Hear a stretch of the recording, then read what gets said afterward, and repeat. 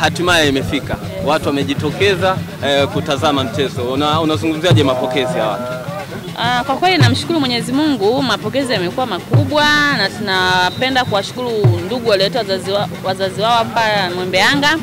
Yaani mimi kama mratibu wa Nyamonge Sports kwa kweli nimefurahi sana na naomba washindane vizuri kwa sababu zawadi zipo za kutosha. Tumeona hapa amekuja mwenyekiti wa chama cha walemavu, amekuja makamu mwenyekiti wa chama cha timu ya mpira wa miguu kwa walemavu. Ujio wao kwenye Nyamonge Sports Bonanza unakuwa na mchango gani hasa kwenye bonanza hii?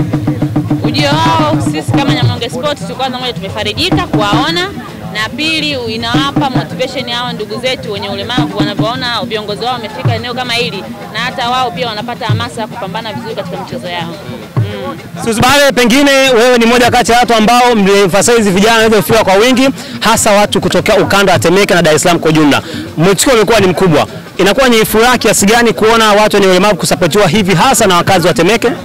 Kwanza nipende kumshukuru Mungu, pia nipende kumshukuru mratibu kwamba ameona mbali ujue, kwa sababu si walemavu pia hapa kuna watoto yatima wapo pia, nao inakuwa kama ni furaha moja wapo. Kwa hiyo yani hiki kitu ambacho ni kitu ambacho hakitosaulika, sababu kuna vitu vingine viko mbele sana, lakini kama hivi mimi sijawahi kuona mlemavu anapiga mpira katika maisha yangu. Naonaga tu kwenye TV mambo ya nje. Kwa hiyo mratibu ameweza tena, kwa hiyo asiwe mbali na walemavu na yatima, kwa sababu ni watu ambao wengine wamepata matatizo kwenye mahajali, pia wengine wamezaliwa kwenye maisha yao ya kawaida. Kwa hiyo hii ni support kubwa sana, sababu kuna mlemavu mmoja nimemwona pale kanambia Suzi sijawahi kukuona, kanikumbatia amelia, ni kitu ambacho hata mimi yatima nimefiwa na baba na mama bado mdogo. Kwa hiyo yani ameniumiza of course.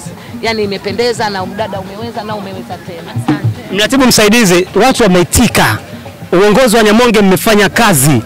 Mnapeleka rai gani kwa serikali? Serikali yaone kwamba jambo kama hili kama limeanzishwa, michezo kama hii inahitajika iwepo kwa watu support kwanza kama serikali, kwa sababu tumeanzisha kitu kama hichi, watu tunaomba support yake. Tunaomba support serikali ili kuendeleza michezo kama hii, kuendelea kutoa sauti, watu wengi wajue watoto kama hawa pia wanaweza kufanya mambo kama haya.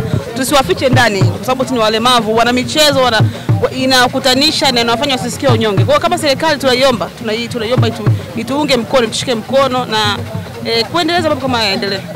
Mratibu, pengine labda patakuwa na muendelezo wa matamasha kama haya hasa kuhusiana kwenye engo nzima ya Nyamonge Sports kwa support watu ambao wanacheza ulemavu? Sisi kama Nyamonge Sports tumejipanga tamasha kama hili, nice hapa ni mwanzo, lakini mwishoni mwezi wa 9 tena kutakuwa tamasha babu kubwa zaidi ya hili. Yes, napenda kuwakaribisha sana. Watanzania watarajie nini hiyo mwezi wa 9? Yaani Watanzania watarajie mambo mazuri zaidi ya haya. Mwezi wa 9 na hisi tutakuwa tushakuwa wakomavu, tushakuwa wazoefu katika kutengeneza bonanza. Sisi kama Nyamonge Sports tutaandaa bonanza zuri sana na zawadi zitakuwa nyingi sana. Karibuni sana. Suzi, pengine Chido amekukimbia leo? Chido amenikimbia. Sasa mimi nikwambia kitu kimoja, nimekuja na bodaboda, yani kwamba nipate upepo ili pumzi sinishe kwa haraka. Alafu kwanza nimekuja kushangazwa na mlemavu ambaye hana mkono anadaka mpira. Alafu watu wanacheza dakika 90.